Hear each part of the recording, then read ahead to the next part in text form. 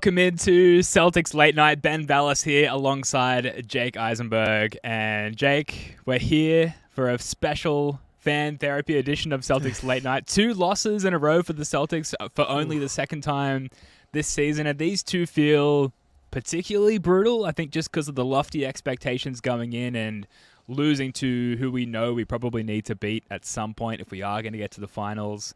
This game was not fun for a variety of reasons, but Jake, we're doing it. We're doing this for us. We're doing it for the people. It's fan therapy. How you doing, sir? Not doing great, Ben. Not doing great. This cup of fireball and ice is helping. Mm-hmm. Yep. It wasn't all bad. It wasn't all not fun.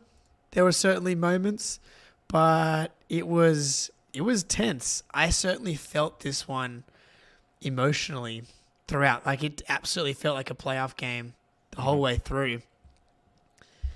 It's a lot. I mean, I don't even know where to begin. I have no notes. Yeah, no notes. Yeah, like, it's hard because Denver's the team. And I forget what I've said where at this point in my life, because we've spoken so many words and written so many words all over the place. But I've definitely been someone that has been like, I'm confident in us in the East. But when it comes to Denver in particular, I just can't pick the Celtics against the Nuggets. And I know yesterday or whenever we recorded, I picked the Nuggets to win this game in particular. Winning in Denver is really fucking hard.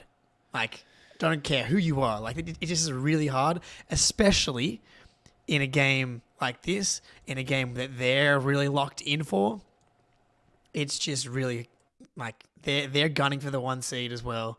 And, like, they're the team. They're the defending champs. Jokic is the best player in the world. And it's not close. Yeah, and yet 16 of 25 from the free throw line, good for 64%. Rudy Gobert numbers. 18 turnovers. Tatum had 5. I believe he had 5 for the game, 5 in the first half as well. So I guess he cleaned that up in the second half. Like, you, Icarus, fly so close to the sun in terms of just shooting yourself in the foot and giving up the game. Like, you play some of your worst basketball in a lot of ways. And some of those passes, those weird, indecisive passes where they're like, I don't know. They pass the ball and it's just like a telegraphed turnover. All of that shit. And we're still a Tatum corner 3 from taking the lead with like a minute to go in this game. Yeah, like, again, same as last game, in a position to win. This is like one of Tatum's worst games of the season, if not his worst game of the season. Jaylen Brown was fantastic. Unbelievable. Sucked from the free throw line, although he did get himself there at least. Drew Holiday sort of failed to assert himself until late. Derek White, very un-Derek White-like game. Mm-hmm. And yet, everything you say about Denver is true. They are the final boss, and yet you're right there at the end of the game, again, for the second time of the year, despite playing far from your best basketball. From the therapeutic side of things, there's something there. No question. Right? Oh, yeah, absolutely. Absolutely. I think it easily, you go glass half full here, and you can come away encouraged. Like, you play 2 games against Denver, and defensively, you've been good. And I thought today they were good for most of the game, but they had a lot they could really clean up. Everybody on the Celtics was bad except for Jaylen for like for the majority of the game until like the very, very, very end, where Drew Holiday like woke up and became like Milwaukee Bucks finals Drew. All of a sudden was like knocking down shots and there's a lot to point to. Again, the threes couldn't get him to go. Generating them consistently, cleanly was an issue, but obviously percentage-wise, not great. The free throws, I mean, Jaylen Brown, what a game, man. Again, this is Celtics late, and we're going to jump around, but like, obviously you want him to go better than 7 for 14 from the line.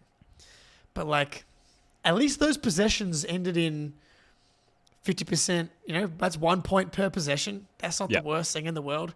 And like, that's probably like maybe might have been one of the best games Jaylen Brown's ever played. It might be the best game he's ever played. 41, 14, 4 assists, 2 steals. Like, he was everywhere. He put the team on his back, dude. It was awesome. And he ragdolled Aaron Gordon Yeah. all game. Like, there's easy targets on the Nuggets. Michael Porter Jr., namely one of them. And earlier in the game, they were going at him with some success. But it didn't matter who the victim was for Jaylen Brown. He was just, I think that's the right term, ragdolling everybody. He sort of mentioned the other day after the Warriors game, 240 pounds, chasing Steph Curry around. And I think everyone was like, fuck off, dude. You're not 240 pounds. He posted some like biometric thing on his Instagram the other day, 239 pounds as of a week ago. And he's acting like it, throwing every one of those pounds around and having an incredible game, shooting really well. Like, when he's got that look in his eyes, you trust the pull-up three from Jaylen all of a sudden. You're just like, dude, shoot it. Like, no one else is making it. Go for it. He was incredible, but he just couldn't bring anyone along with him. And it's one of the many, many things that make Jokic so good. Like, everyone operates so fluidly around him. I thought Peyton Watson was really good as a role player. Yeah, it really hurt. But he would even did that without Jokic out there. Like, that was what killed us again today, was the non-Jokic minutes. And like, they didn't even generate the best looks in those minutes. It just felt like the Celtics couldn't, like, some contested stuff, like late shot clock stuff for Peyton Watson, 5 for 9. And offensively, they weren't able to take advantage. We're going to have to talk about Tatum in general, but like the defense, like, I just got this comment here.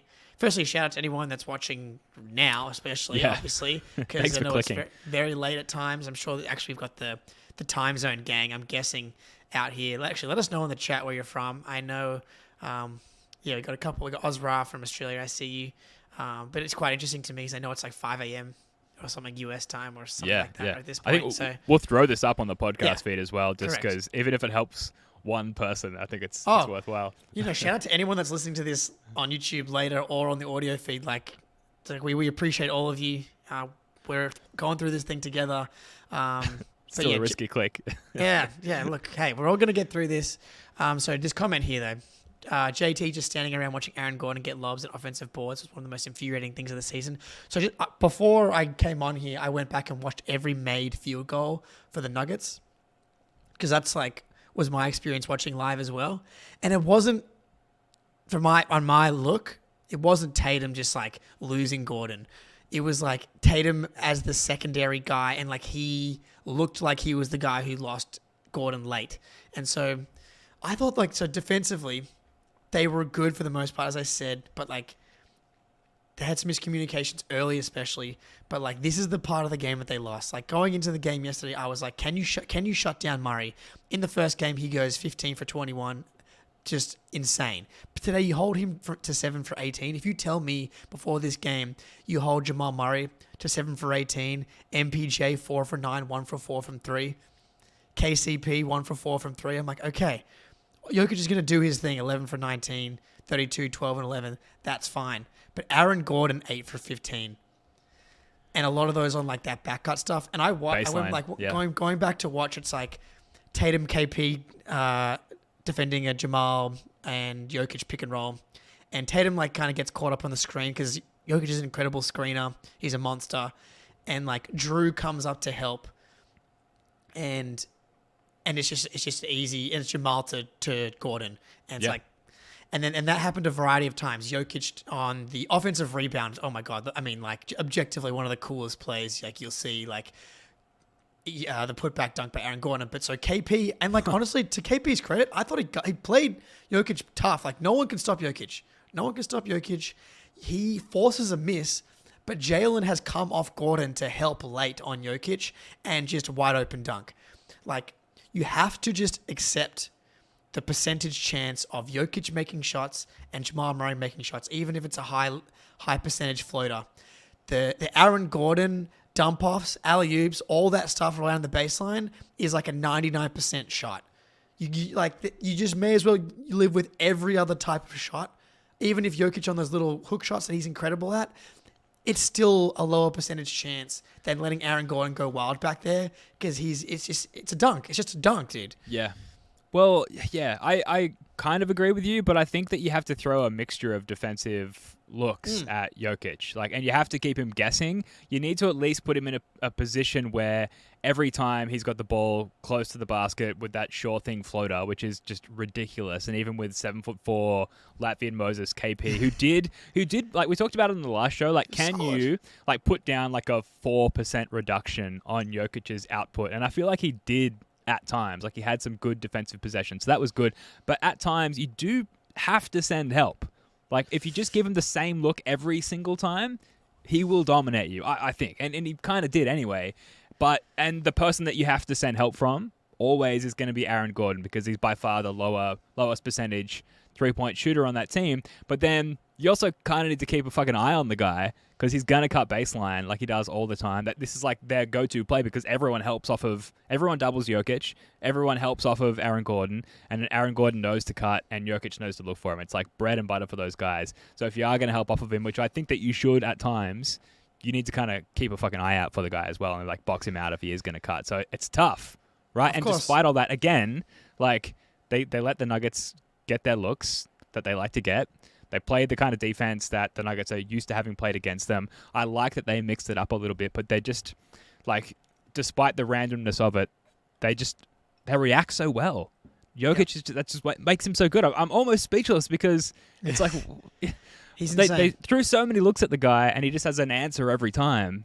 And yet they did apply that 4 to 5% reduction at times. Hence, we had a chance to win it at the end. But offensively, I know you wanted to start with the defense, Jake, and you're right. Jump around. But offensively, we almost didn't have a counter corresponding with the stops that we did generate at times, particularly late. Stops were it was a famine of stops throughout the middle quarters of the game, but late it felt like we started to actually generate some, and some were just missed shot luck on our part, where Peyton Watson actually did miss a couple of shots, and then we just couldn't execute down on the other end consistently. So when the defense was working, it's the offense wasn't working, and when our offense was kind of fluid, it's we couldn't get stops. It's just one of those games. No, I mean, if you're going to diagnose one side of the ball, I mean, it's the offense, and unfortunately with this team, despite them having the best offense in the league, the best offensive efficiency of all time, even though it's an inflated number due to the error. The last 2 seasons have ended because of offense, and if it goes down that way, it's probably going to be because of that again. Because defensively, in the fourth quarter, you actually win the fourth quarter, because the problem is you go into the quarter down 12, you win the fourth quarter 29-25. Denver goes 0 for 5 from 3. Defense was solid.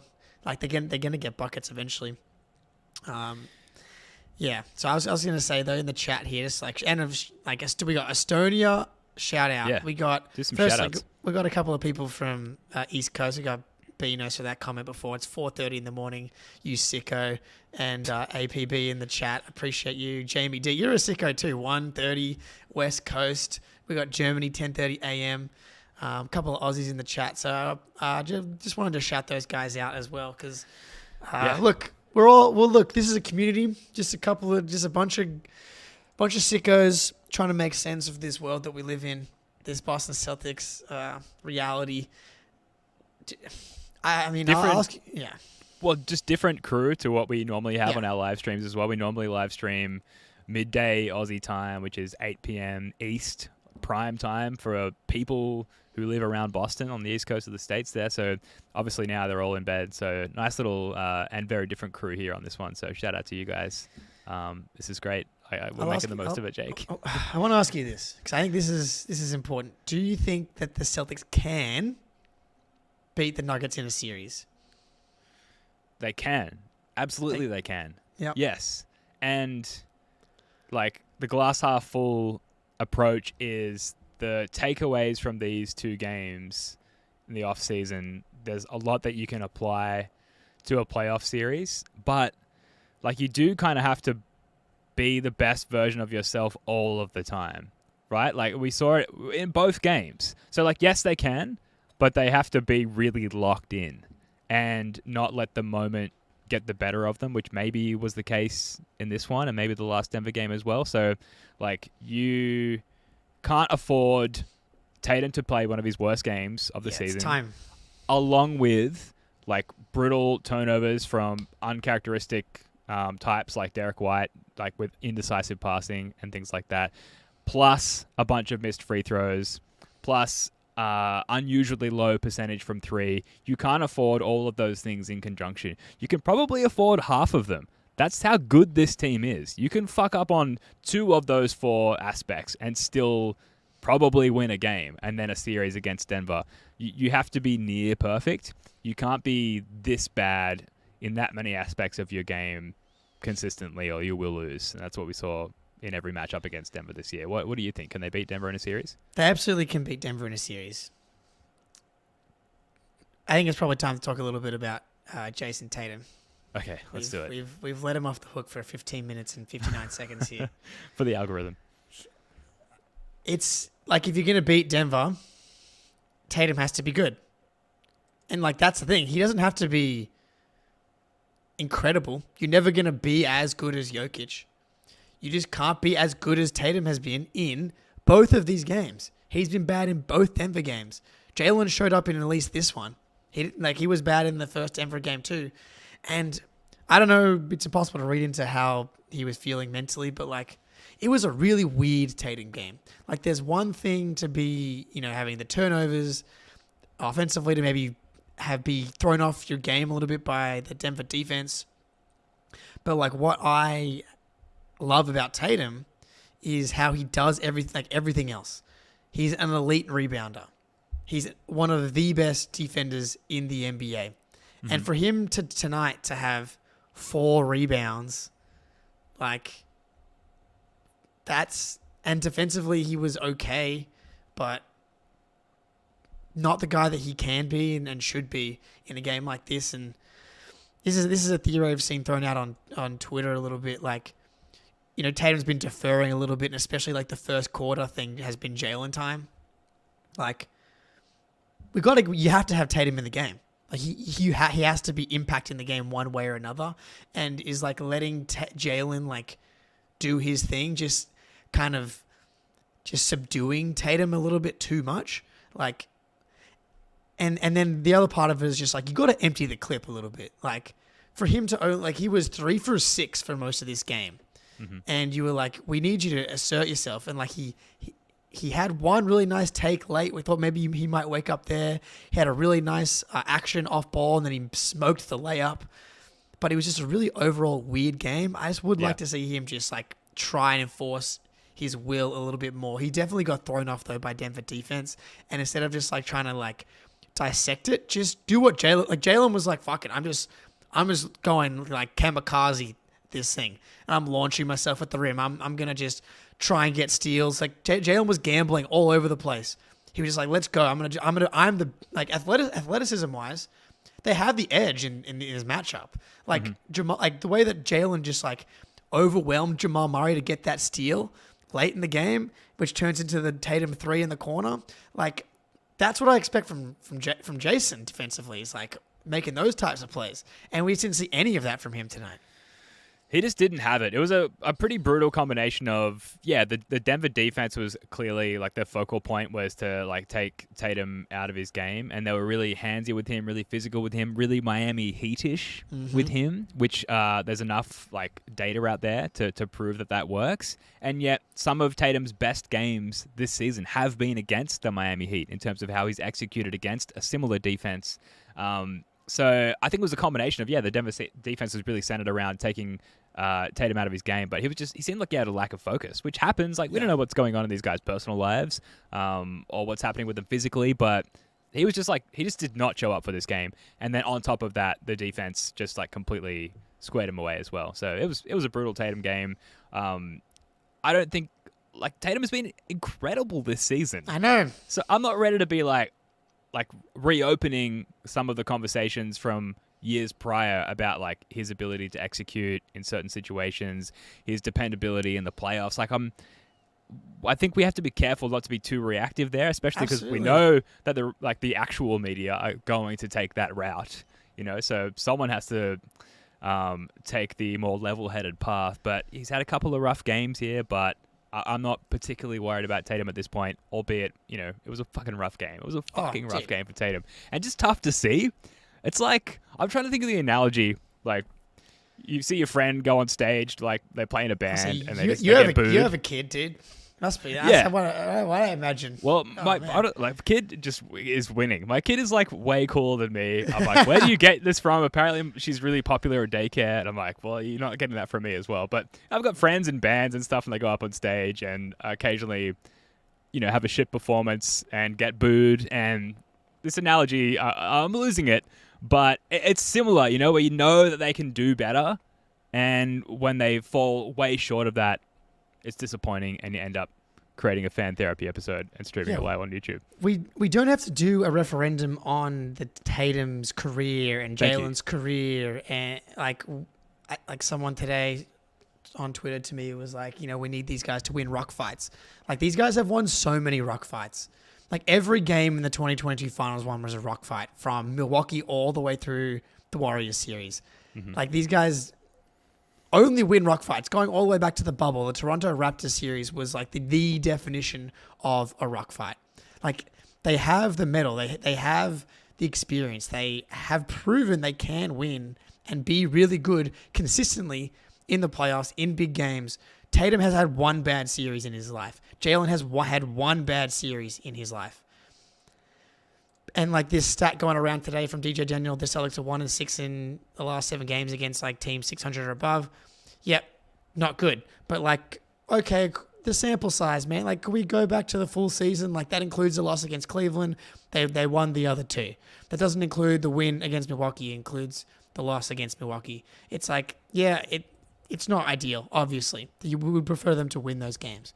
But like, I just don't think that's indicative of their ability to beat good teams. It's just not. So yeah, it's probably indicative of Tatum is like, maybe he's top 5, maybe he's top 10, but he's not top 3 yet, at least. On that, right? So there's one guy at the top, and it's Jokic, and he is basically bad game proof. Mm-hmm. It's insane. But he's the only guy. Like, Giannis is, to my opinion, like clearly the second best player in the NBA. But like, he has had a bunch of like really, really bad playoff moments, especially in crunch time. Like, even the year they won the finals, countless moments. In the last playoffs, he was a disaster in the closing games. Steph Curry goes 5 for 21 in the finals that they won the title. He got locked up by Matthew Dellavedova. Like, very, very few. Like, I mean, don't get me started on Joel Embiid, who, is consensus really, top 3 player in the NBA. Tatum has been easily the better playoff player than Joel Embiid. Like, Kawhi Leonard, I'll give that to him, but like, can he stay healthy to get to the conference finals and the finals? Jimmy Butler, I mean, one of the more overrated playoff runs. Like, after the Bucks series wasn't even that good, like carried by his role guys. It's like, literally outside of Jokic, all these guys have off nights. It's like, can you just be good enough, especially on this team? Can you just be good enough where you can if he's good enough, this team becomes unstoppable. Like, all we needed today was just a average game, 2 turnover game, and we probably win it. Yeah, I know you brought this comment up before as well, but shout out to Adam Taylor of the Celtics blog and Green with Envy. What up? Hello. So Jokic is maybe like the lowest variance player of all time. It's like nuts. The way that he gets his bucket. I don't think he attempted a 3 in this game. No, like, we were playing off of him to the point where I was like, watch out. Like, this guy can fucking shoot. And we were playing, and I was like, this is what he wants. This is what he's forcing us into this, and he's going to jack up a bunch of 3s to, like, put the game away. He didn't have to. No. But he's so low variance. It's like, back to the basket, post-ups. He's so crafty. Even if you do have the fully extended hand of Latvian Moses, he's going to, like, time his shot perfectly. Or it's going to be, because of the attention that he attracts, a wide open cutter to the hoop, which is, if they're that wide open and if you're that good a passer, also extremely low variance. Tatum, typically a higher variance player. You look at, turning the ball over on the drive, which I guess is more typical of JB, but, JT has had his faults with Oh, that yeah, as well. absolutely. And tonight, the step back three, massively high variance shot, looks great when it's going in. Looks like doom and gloom when it's not in high stakes situations. And where we've introduced some lower variance offensive options to Tatum's game, thanks to Sam Cassell this year, has been the post up. And that's been great. And he's been, or at least as a team, I think we're first in efficiency or close to it as a team this year in post up execution. And in this game, the Nuggets were really taking away our post ups. There was a lot of turnovers generated when we had our back to the basket, and they were stripping the ball or poking the ball away or sending two. And we just got nothing close to what we have been used to generating out of that. And it forced us into even more high variance offense and looks. And it was really problematic for the Celtics. And again, they got over it. And again, they had an opportunity rather to win the game down the stretch, which is insane. And I think really does speak highly, to get back to the fan therapy side of this, to how good this team is despite their flaws. But the Nuggets probably just right now slightly better, unfortunately. No, yeah, it is what it is, man. Like it's hard to find a Jokic. It's insane that he was drafted 45th overall. Like, it's insanity. Oh my god, dude! And my mate Dice today. God. Emotional hedging before the game. You know, Boston, they're a great team, man. Like, I don't think we could win. And I'm like, fuck you, buddy. You know you're going to win. Don't do that to me. Like, and then he comes in after the game. Never in doubt. Fuck you. Peyton Watson, incredible. Peyton Swatson is what he called him. It was so bad. So bad. I'm sure I've got many, many unread messages from him on my phone, which I throw your will phone not into look the at. ocean. I know. Yeah. It's bad. What else? Yeah. What else That's from this awesome. one? That's awesome. This is why we do it, you know. How about this? Firstly, shout out the Celtics Discord. Some great stuff. Just great statistics flying around in that thing. RJ, our resident Dick Lipe of the chat, a Celtics blog playback room savant as well. The Celtics won. I'll see if I can pull it up here. That we won. I'm just looking at the non. Hang on, I can find it. Just once. I should have pulled this up. Okay, from RJ Johnson, at the Mayor of Thayer on Twitter. Why did the Celtics lose? ? The Nuggets outscored them 22-6 combined in the last minute of each quarter. The other 44 minutes, Boston won 103-93, which is an insane stat, dude. It's an insane stat. Like the Murray buzzer beater was at the first quarter. Right? Yeah. Yeah, where he and then there was another buzzer beater as and well. Jokic had the buzzer. The Murray one was insane, like the fading 30-footer, not even off the backboard, just in. And then Jokic, like KP, the Latvian god, dude, just like he's got his hand, he hit perfect defense. He gets the high five defense, and it still goes in. It's like those 5 points of the game.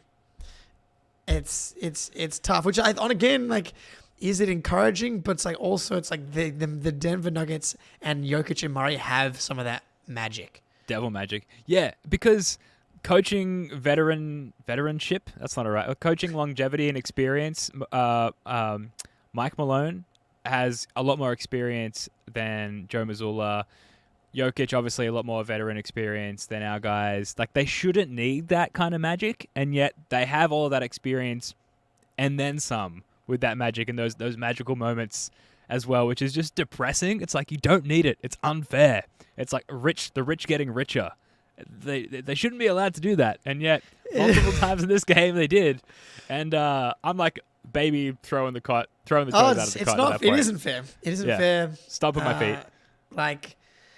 And that's what's concerning. I mean, there's a variety of things that are concerning, but like the Lakers and like this, like the Celtics, as good as like Jalen and Jason are, like they're not like supernatural like touch and feel guys. Like, how many times has Tatum hit a buzzer beater like in a random end of quarter spot? Like, it's not really a thing that he does. Whereas like Jokic and Murray, it feels like do it every second game in some capacity, and that's just the type of like kind of horse players they like that. It's so annoying, dude. Like, we've got the 6'8" super athlete, like top 3 pick duo, and then they've got the fucking fat Serbian dude, and then the bloody Canadian, Jamal Murray, who doesn't even look that like athletic either. He threw down this sick dunk as well. Oh man, it's so annoying. If you showed me a photo of Jamal Murray and was like, "This is my IT guy at work," I'd be like, "I believe that. I believe he's your IT guy." And yet he's this like not all-star, but incredibly dominant, incredible point guard who just has such good two-man tandem going on with Nikola Jokic. Man, here's a comment here. So, from Brian, shout out. Joe Maz played Horford and Tillman together with Jokic on the bench. Was oomph. Lol. Yeah. So, a couple of things. We want to see Tillman. We want to see, Horford, obviously. Everybody wants Joe to experiment. It's so funny to me. Like, everybody's like, yeah, we got this huge lead in the conference, in the league. Let's experiment. And then the experiment doesn't go well, and everybody's like, why the fuck did he do that? It's like, well, nobody likes the experiment when the experiment fails. It's like, but you gotta find out. And like, I don't care who you play in the non-Jokic minutes. You should be able to win the non-Jokic minutes with Tillman and Horford at the 4 and the 5. I don't care that they should. That's a pairing that I think should work quite well. You can switch everything. You can bully some guys offensively. Like I don't even understand why everybody's mad about that. Maybe putting Pritchard in when Jokic is on the court, maybe that wasn't a good idea. That I can get on board with. But the Tillman Horford thing, I'm like a believer in that lineup as a thing, like for the playoffs. So you got to try it against good teams. And so like I wanted to see it. It didn't work, but guess what? Sometimes things don't work. I was really hopeful that Tillman, as soon as he came in, I was like, here we go, secret weapon. This is why we got him. I was saying to my mate Dice, and I was like, watch out, here we go. The teabag is coming in. The teabag Tillman. And first of all, both of us were like, wait, was that Al Horford? No, it's Xavier Tillman. It's so funny, dude. They look so similar. Yeah. Someone needs to grow a defining sort of follicle characteristic. Yeah, I know. Grow it out. Facial hair, beard, headband. Help us out. Help us out at home. Teabag. But yeah, it just didn't work. He had nothing for Jokic, and really he had nothing for this game. He didn't seem to be impactful. He was okay. He was fine. Yeah. He was fine. He was okay. He was probably like in terms of like Vorp over Cornet, like equal, neutral, right? Like a Cornet would have given us as much. Maybe Tillman was obviously better. So you mean Vork? Value over Cornet is Vork. Value over Cornet is neutral in this one. Probably defensively, like let's be honest. I'm not going to watch those possessions back because I can't do that to myself. But switchability, versatility, defensively, sure. Like Tillman's got Cornet all day. But he didn't feel particularly impactful in this one. I got a question for you, at least as it pertains to the matchup against Denver. Kristaps Porzingis post-ups even that advantageous? Like I saw you tweet this. Oh no, it was in the playback stream where you said this. Yeah. Like, I'm here. It was fine. It was fine. It was good. I think I'll go back and watch it for you. The shots were good. He's been missing shots against small defenders more than he has all season, like the last couple games here. Yeah, his inability to move a smaller defender off their spot is very frustrating to me, and I'm sure to him and everyone around him as well. I think if you go back and literally and watch the times where it does work, he often doesn't actually move guys that much. He moves them a tiny bit. He gets his foot to like the 11, 12, 13 foot range, but then he still has like that extra step, right? So he's like, and then he has that giant pivot. So like the Mavericks game's a really good example. Like he had a couple of post ups like 10 feet from the hoop, but he's like pivot, pump fake, and then he dunks it. So it's like, but he wasn't quite able to get comfortable today. They did a really good job on the post up defense. That was clearly like the focus of their game plan, and it worked. And it's like, almost I want to say it, but it's like kind of, that's kind of a blueprint for Eric Spoelstra to spend the next 10 weeks pouring over and like implement that against the Celtics. But well, what about from the Celtics perspective? Like, do you think, in terms of film analysis, is it too late in the season to go, okay, what kind of passing opportunities do we have out of those post-up opportunities for KP? No, I think it's like as painful as today and yesterday are, like there's so many learning opportunities to come out of what we are going to see, what they're going to see on film, and what they can take away. And like the games, we got 25 games to go, and I think this can be good. Like adversity is good. Like Here we go. Say more. Like let's regain the focus on getting better every single night. Let's make sure we're pushing towards the playoffs and thinking that like we don't have this thing in the bag. Like Denver is staring at us. Milwaukee, Giannis, they're not going to be easy to get through. The Heat, they're rolling as well. Like we should be taking steps every single night, brick by brick, Kaizen, growth mindset. Like there's so much to work on night in, night out, and that has to be the takeaway. Is that we need to get better still. Also, very glad that Denver has to go through whoever they all need to go through in the West. Like, could someone maybe if they're not going to knock them out, could they make life incredibly difficult for them, and they'll be somewhat fatigued by the time we potentially meet them in the finals? That's more something for the therapy aspect of this, like that they have more challenges ahead of them than we do, at least in the short term. They have a harder conference, for sure. Karl Anthony Towns meniscus news, not awesome. No. Which is, obviously not awesome, but like specifically for us too, like that's a matchup that's given them some trouble, and like if he's out, then good luck. I don't know. Unless they sustain an injury to Jamal Murray, because Jokic doesn't leave the ground, so I actually don't even know how he would get injured. I don't really understand how he would get injured, but like I think, Jamal Murray has been injured plenty. Like that's how they end up losing. Otherwise, if they're healthy, they're going to make the finals. And the only team that can beat them, in my opinion, is the Celtics. Like all things healthy, and we can do it. We absolutely can do it. But like, and I'm going to be rooting for the every team that's playing against the Nuggets, no question. Of course. But like, there's just like it's crazy. Like this is like a Jokic type, like a LeBron MJ type gap over the next best player in the world right now. Yeah, well, it's that low variance play style again. And even just the low variance in terms of like his physical approach to the game, like you're saying, Jake. Like it's hard to imagine a maneuver that he would pull that would get him injured or in some sort of physical duress. Like it's such a tight play style. It's incredible and kind of unprecedented, through the history of the league. I guess looking more at some ways that we might attack the Nuggets in the future. Early in this game and a couple of times peppered throughout the game, we found KP in the short roll. Like not a high post up, not a pick and roll, not a pick and pop, but short roll. We used to run a lot of that for Marcus Smart, where we'd hit him in the short roll, defense would collapse, and then he'd kick the ball out.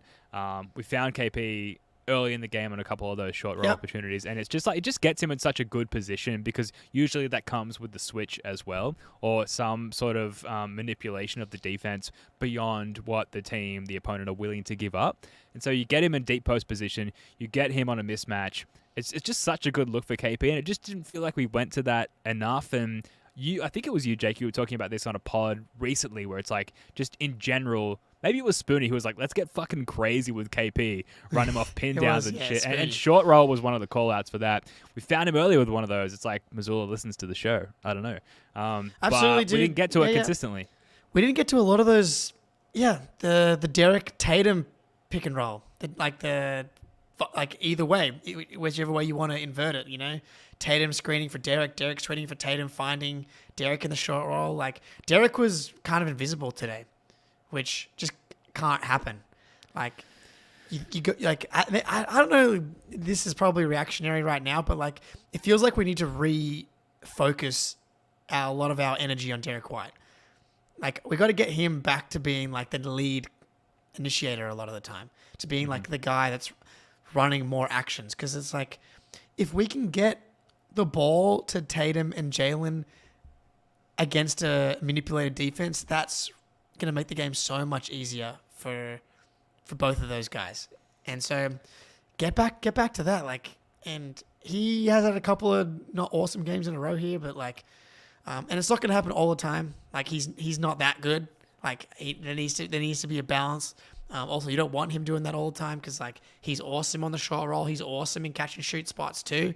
Like, there's a balance here, but it feels like we've gone away from him. I don't know if you feel that too.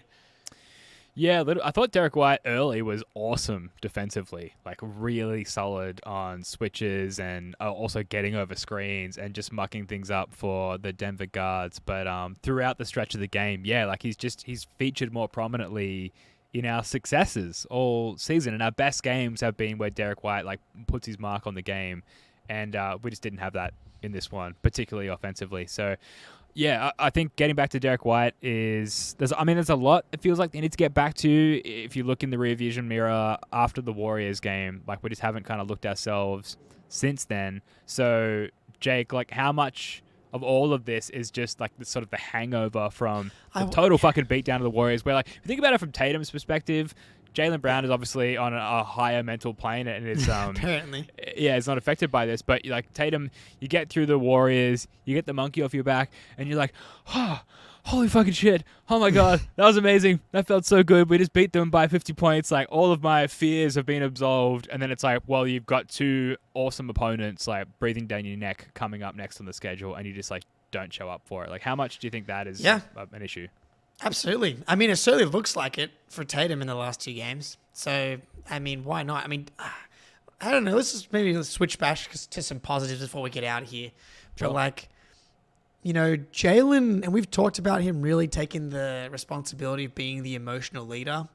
And, like, you go back to the Miami series, Tatum was really good in that series from the jump.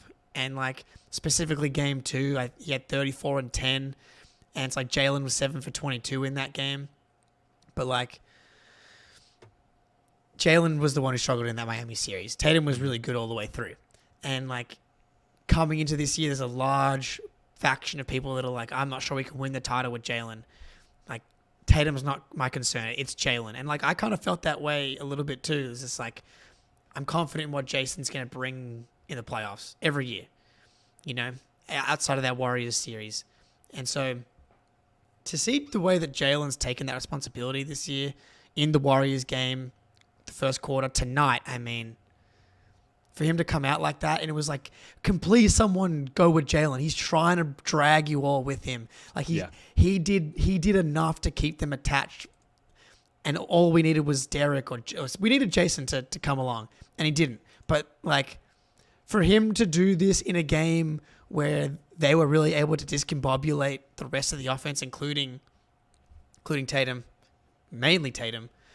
Like, typically Jaylen's the one who's able to be discombobulated first and foremost. And so, like, for him to be able to do this and, like, really take it to a team that was taking it to us, I think is really encouraging.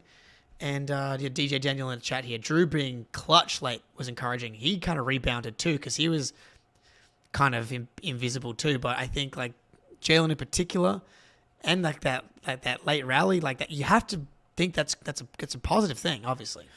Yeah, and like over the course of a series against anyone, but we'll say the Nuggets for the case of this discussion, like, do you expect Jason Tatum to have more positive games or more negative games? So if this was game 1, this was a loss, like, wouldn't you expect JT to come back in the second game and play a lot better? And that's what I mean about doing a referendum on Tatum as a player and who he's been specifically in the playoffs. It's like he's had one bad series, and even in that series, he had multiple games that were good. Like, even in the game 1 that they won, he had like 17 assists. He had one game that he was really good, but the other guys weren't awesome. But other than that, like in the Philly series, people forget like he has 39 points in game 1 and they lose, but that was like a where's everybody else type game. It's like we do not need to lose sight of who Jason Tatum has been in his career, in big games, in the playoffs, who he has been this season. He's been playing the best basketball of his life from January until 2 games ago. So, like, that's the important stuff, and we just got to get back to that. And I'm very confident that we will. And if we get the Tatum that we've gotten the last 2 years in the playoffs, if we get the guy that I expect to get in the playoffs coming, which is a better version of that guy, I'm feeling good. We're going to get to the finals, I still think. We can beat the Nuggets if we get 5 good Tatum games, 2 bad Tatum games, or 2 average Tatum games. Like we can do it in that scenario.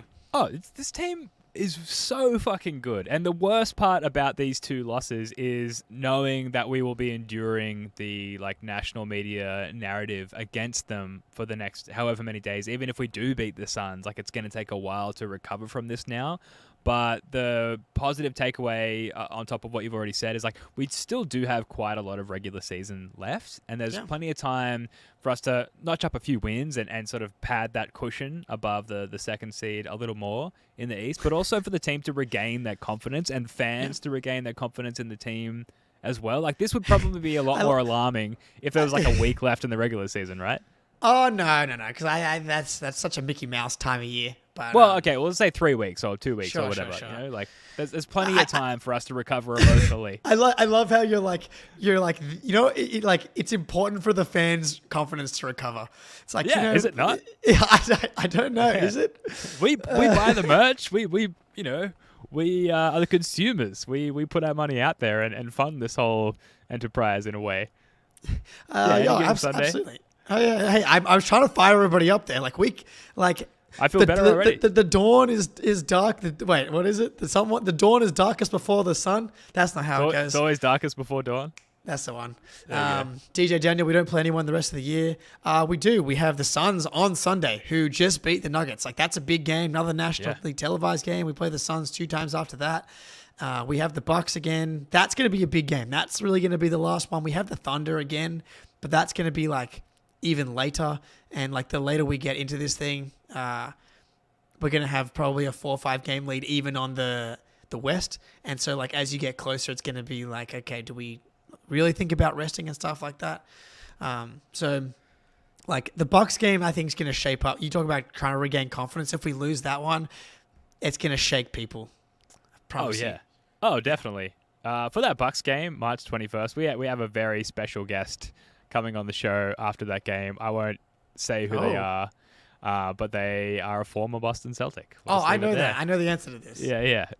So make sure you subscribe to the First of the Floor YouTube channel because that's coming up, and between now and then, lots of spicy pods and analytics videos and all kinds of shit. So we're having fun here, but I don't know. Like I almost feel like I'm not ready to wrap this up, Jake. Like this is the best I've felt since the game. Hey, we're gassing each other up here as fans, and the people in the chat seem to be having a good time as well.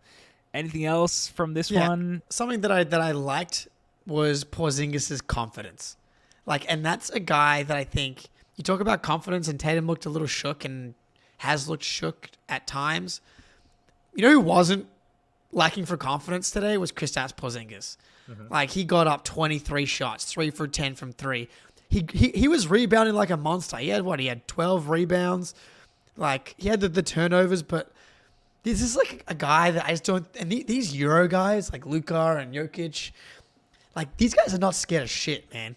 They played in just insane environments from such a young age that this NBA stuff doesn't matter to them. They don't feel the media scrutiny. I don't think as much as the American guys either, because they don't care. They're not they're from Latvia. They don't care about. They don't care about who Colin Cowherd or Stephen A. Yeah. So Kristaps is driving his nice car and being tall and gonna bomb threes. He came out in that fourth quarter, hit those back-to-back threes, and was okay.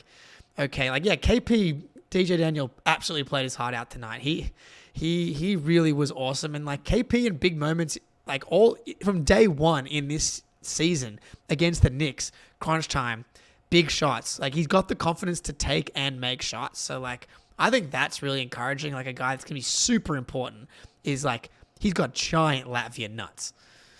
He does. Huge, juicy Latvian nuts. Yeah, I think it was the start of that third quarter where they went on the 8-0 run, and there was some, obviously, a very deserved criticism of Tatum and maybe his lackluster playmaking to that point. And the first 2 possessions of that third quarter, the second half, was Tatum driving and kicking out to Kristaps Porzingis, who just was letting it fly and hitting them. But you say he's not afraid of anything, and you're right.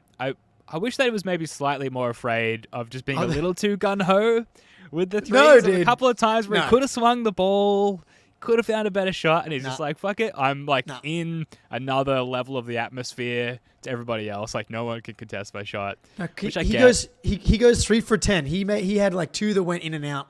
Like Yeah. one of the things I've preached on this season is like shots on goal in like tight physical games. Sure. And like how many times like did he try and swing or did we try and swing and got picked off? It's like just get a catch and shoot KP 3 up.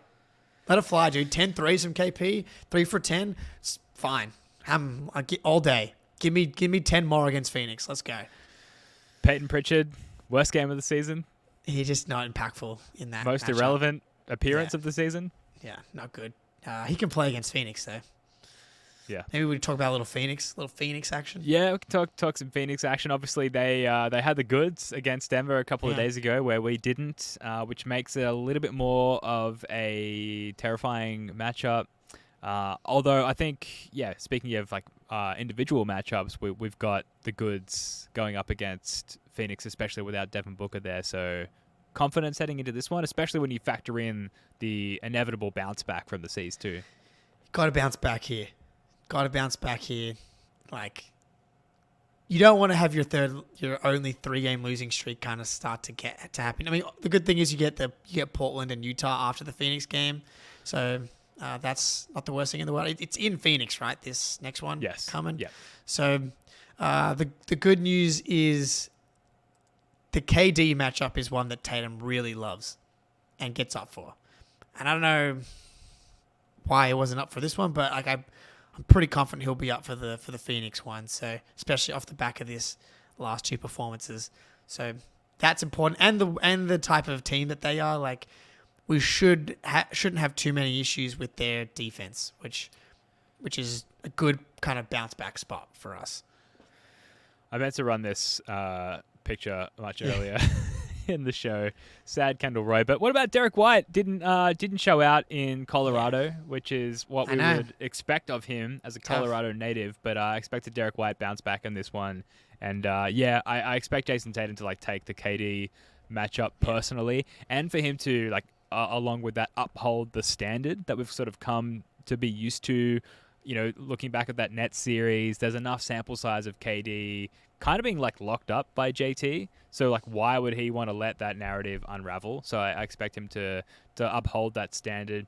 JB is obviously in incredible form as well, and with Booker out, it seems like we might be able to overwhelm them with our offensive prowess. And the Suns just don't have that pedigree, right, that the Nuggets have. And so you're sort of less fearful of that devil magic that we talk about with the Heat and now the Nuggets, where they might be able to, despite their lack of personnel on the court, throw something at us that'll take us out of our rhythm. So I think it's just going to be more of a let's play each other straight up, and straight up 1v1, we're just way more talented than the Suns without Booker. I just realized as well, like the Bradley Beal thing, like the Tatum Beal St. Louis thing I didn't even think of. So, I mean, good spot for Tatum to bounce back. That's for damn sure. And we'd like to see Grayson Allen, like low key, was like the most important player that was moved in the DeAndre Ayton thing after Drew Holiday. Yeah. What was Eric Weiss talking about today in Playback? Playback.tv/Celtics blog if you haven't already joined. I mean, you have to be more specific. It was all a blur, an emotional blur, and about Grayson Allen, like someone dunked on Grayson Allen, or no.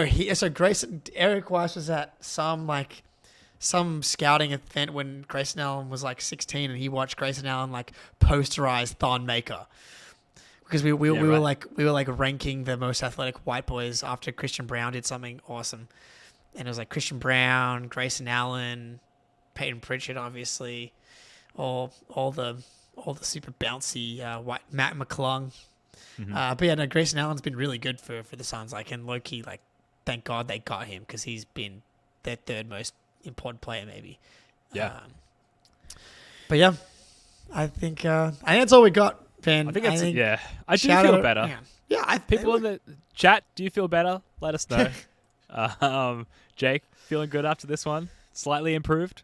Yeah, I'm ready to go. I'm gonna made some homemade carbonara just before. I'm gonna have some more of that and just sit down, crack open. Don't know who knows what I'll crack open, but we'll crack something open, and we'll move on. Yeah, I think I'm going to go play some FIFA, just different sport. That's probably a good just idea. Cleanse the mind a little bit. I got a little career mode going on with Wrexham. Watch slowly getting up an upper league on my way to the Premier League. But anyway, no one cares. Whatever. Let's just wrap it up there. Thank you so much for joining us for this fan therapy edition of Celtics Late Night. Hugely cathartic for both Jake and I, and hopefully for you folks live in the chat or listening after the fact. We really appreciate it. Please subscribe to the First of the Floor YouTube channel. Hit that like button, which is something we should have asked an hour ago. It really helps put this show in front of more people and helps put us in favor of the algorithm. We'll be back with another podcast early next week, sometime after the Suns game. Jake, love your work, mate. Until next time, go Celtics.